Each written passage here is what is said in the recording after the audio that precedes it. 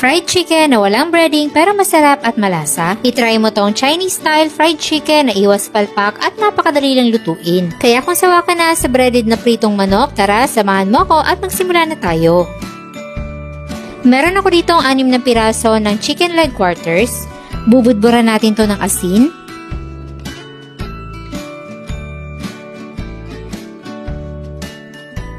Huwag kalimutan yung kabilang side.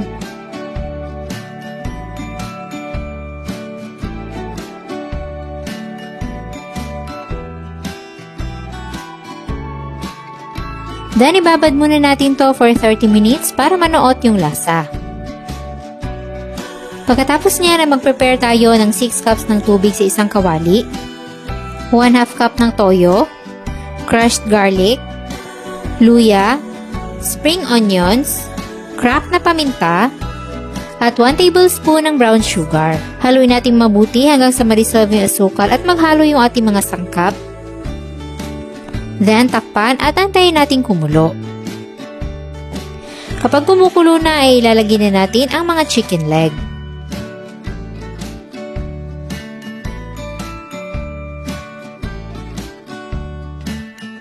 Then, takpan ulit at isimmer natin to ng 7 minutes per side.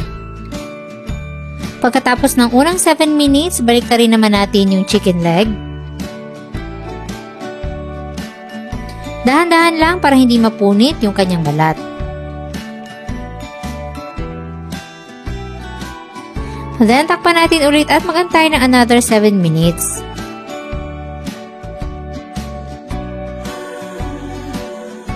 Pagkatapos natin ito mapakuluan ay hanguin lang muna natin to at ilagay natin sa lalagyan na pwedeng masala yung excess na tubig.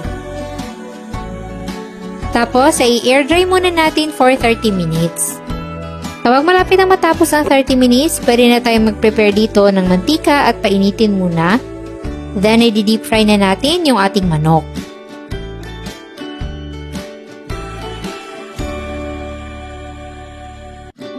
Then, antayin natin na mag-golden brown yung magkabilang side ng ating chicken leg.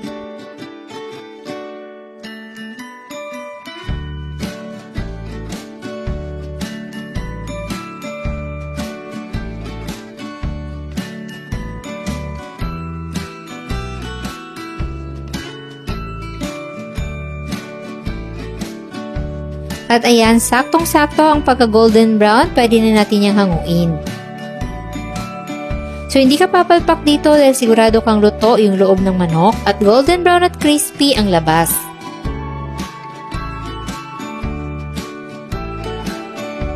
Napakasimple lang ng itsura nito pero napakasarap nito at napakalasa.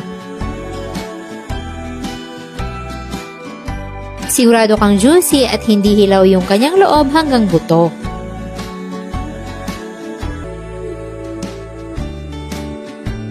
Sana'y nagustuhan niyo ang ating recipe for today. Enjoy!